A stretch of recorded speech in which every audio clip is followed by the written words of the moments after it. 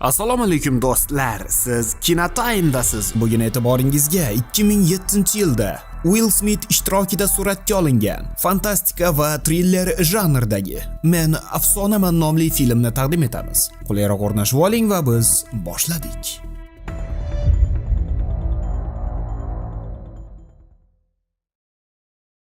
Yaqin kelajakda olimlar qizamiq virusini davolash uchun uni qayta dasturlashadi va hatto saraton kasalligini ham davolashga muvaffaq bo'lishadi. Biroq virus ustidan nazoratni yo'qotishgach, u aholining katta qismini zararlaydi va ularni quyosh nuriga chidamsiz bo'lgan va odamlar bilan oziqlanadigan Dark Series nomli dahshatli mutantlarga aylantiradi. Birinchi epidemiyadan so'ng 3 yil o'tgach, Nyu-York ko'chalari shu darajada huvillab qoladiki, u yerda hayvonlar bemalol sayr qilib yurishadi. Yagona tirik qolgan Robert, sobiq harbiy virusolog, kuchiga Sem bilan vaqt o'tkazardi. Ular ovga chiqishganda Sem unga hayvonlarni topishda yordam beradi. Robert esa har kuni ko'ngliga yoqqan mashinani olib ularni ov qilardi.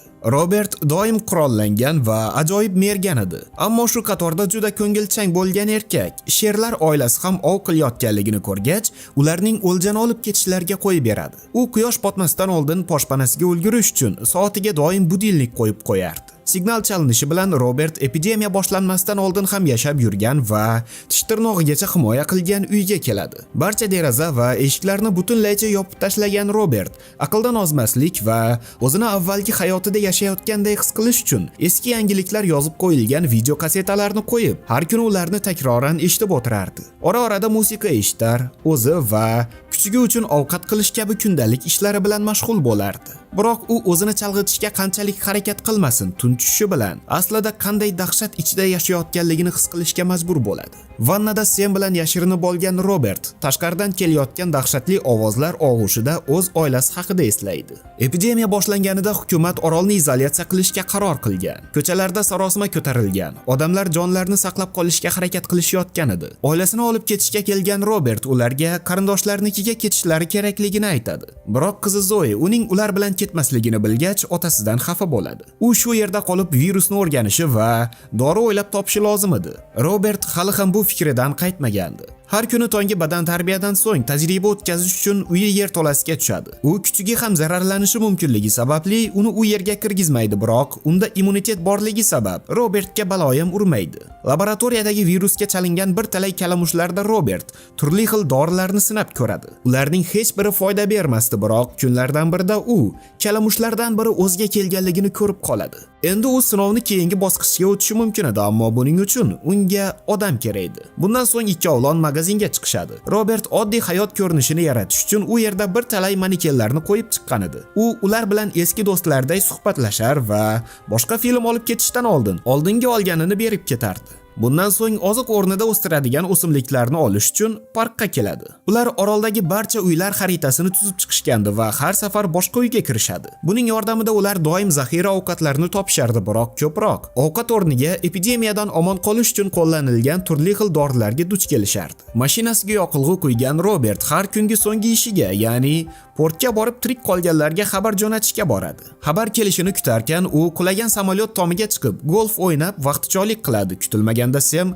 shahar bo'ylab yugurib yurgan Chikni ko'rib qoladi va Robert uni quvlashni boshlaydi. Tupik ko'chaga kirib qolgan Chik sarosimaga tushib qorong'u bino ichkarisiga kirib ketadi. Sem ham uning ortidan ichkariga kiradi. Bu esa Robertning asabiylashishiga sabab bo'ladi. Sababi bunday qorong'u joy mutatsiyaga uchragan odamlar uchun ajoyib boshpana bo'lishi mumkin edi. Sem chiqavermagach, Robert ham ichkariga kirishga majbur bo'ladi. Ichkarida qo'rqinchli ovozlar eshitilishni boshlaydi. Bu Robertni ancha qo'rqitsa ham, u Semsiz ketishni istamaydi. Ichkariroqqa kirgan Robert mutatsiyaga uchraganlar guruhini topadi, biroq tezda chiroqni o'chirib ortiga qaytishni boshlaydi. Ortiga qaytarkan u stol ostiga berkinib olgan Semni topadi. U qo'rqib ketganidan u yerdan chiqishni istamasdi. Shu onda Robertning ortida mutant paydo bo'ladi. Boshqa yo'li qolmagan Robert bino derazasidan tashqariga sakraydi. Uning ortidan sakragan mutantlar ham yorug'lik sabab shu onda halok bo'lishadi. Qolganlar esa ichkarida qolishadi. Xavfsizlikka chiqib olgan Robert mutantlar uchun qopqon tayyorlaydi. Itiga mashinasida qolishni buyurgan erkak erkak qonidan namuna olib yo'lga otlanadi. Mutant qondan bahramand bo'lish uchun yaqinlashganda qopqon ishga tushadi va mutantni binodan tashqariga olib chiqadi. Guruhning boshlig'i hisoblangan yana bir mutant erkak qahri otiga minib Robertga tashlanadi, biroq quyosh nuridan kuygach ortiga qaytishga majbur bo'ladi. Qopqonga tushirgan ayol mutantni yerto'lasiga olib tushgan Robert unda dorilarni sinab ko'rish uchun uni stolga bog'lab qo'yadi. Robert mutantga kalamushga bergan dorisini yuboradi, biroq aytarli hech nima sodir bo'lmaydi. Dori ta'siriga tushgan mutant qiynoqlardan qutulishga harakat qilib, baqir-chaqir qiladi xolos. Oradan biroz o'tib mutant hushidan ketadi va monitorlardagi hayot ko'rsatkichlari nolga tushadi. Robert uning hayotini saqlab qolish uchun tezda boshqa dorini jo'natadi. Bundan so'ng uni shishali xonaga qamab qo'yadi va kundalik hisobotlarni yozadi. Mutantlardan biri jonini xavf ostiga qo'ygan holda quyosh nuriga chiqishga uringanligini ta'kidlaydi. Bu esa ularning miya faoliyati pasayganligini yoki yemish istagi tirik qolish instinktidan ham ustunroq bo'lib qolganligini bildirardi. Bu esa Robertga odamlar o'zlarini aqldan ozganday tutgan epidemiya kunini eslatadi. Odamlarni kemada olib ketishgan, biroq faqatgina ruxsatnomasi borlarni xolos. Bu esa qolgan oddiy odamlarning g'azablanishlariga sabab bo'lgan. Yo'llar armiya bilan berkitib qo'yilganda, ammo askarlarga Robert va uning oilasini xavfsiz joyga o'tkazish topshirilgan edi. Ular kemaga yetib kelishganda askarlar ularning ham virusga chalingan yoki yo'qligini aniqlash uchun skanerdan o'tkazishadi. Robert orolda qolishga qaror qiladi va qizchasi uni himoya qilish uchun kuchukchasi Semni otasi bilan qoldiradi. Real hayotga qaytgan Robert kundalik ishlari bilan shug'ullanadi, ammo kun so'ngida uyga qaytishayotganda g'alati hodisa sodir bo'ladi. Ko'prik yonida maneken turganligini ko'rgan Robert uni u yerga qo'ymaganligini tushunadi. O'zini aqldan ozayotganday his qilgan erkak uning haqiqiy odam emasligini isbotlash uchun unga o'q uzadi va maneken yiqiladi. Bundan so'ng atrofida qandaydir shivirlashlarni eshitadi va aqldan ozayotganlarday havoga o'q uzishni boshlaydi. Hech nima sodir bo'lmagach, Robert maneken oldiga borishga qaror qiladi, ammo unga yaqinlashishi bilan kutilmaganda qopqonga tushadi. Ko'rinishidan endi u mutantlarning qopqoniga tushdi. Bir necha soatdan so'ng Robert budilnigi ovozidan uyg'onadi. Sem hali ham shu yerda. Quyosh esa botay deb qoldi. Erkak arqonni kesish uchun pichog'ini oladi va yerga yiqilgach, oyog'ini sindirib oladi. Shu sabab bu yerdan ketish uchun sudralishga majbur bo'ladi. Sem oldiniga u bilan boradi, ammo binodan chiqayotgan ovozlarni eshitgach to'xtab qoladi. U yerda mutant erkak virusga chalingan itlar bilan turardi. U Robertni qo'lga olishlari uchun ularni qo'yib yuboradi, ammo quyosh nuriga duch kelgan itlar to'xtab qolishadi. Quyosh botishi bilan esa hujumga o'tishadi. Itlardan biri Robertga tashlanib uni tishlab oladi. Sem ham bu vaqtda qattiq jang qilardi. Orada qurolni olgan Robert ularning barchasini otib tashlaydi. Sem qattiq og'riqlardan azob chekadi. Robert uni o'zi bilan olib ketib laboratoriyasiga tushiradi va o'zi tayyorlagan dorini uradi. Bundan so'ng uni bag'riga bosib, unga qo'shiq kuylab beradi, biroq u ham mutantga aylanib borayotgan edi. Robertda uning ham maxluqqa aylanmasligi uchun uni o'ldirishdan boshqa yo'l qolmaydi. Bundan so'ng uni bog'ida dafn qiladi. Umidsizlikka tushgan va qattiq jahli chiqqan Robert mutantlardan qasos olish uchun tunda uyga qaytmaydi.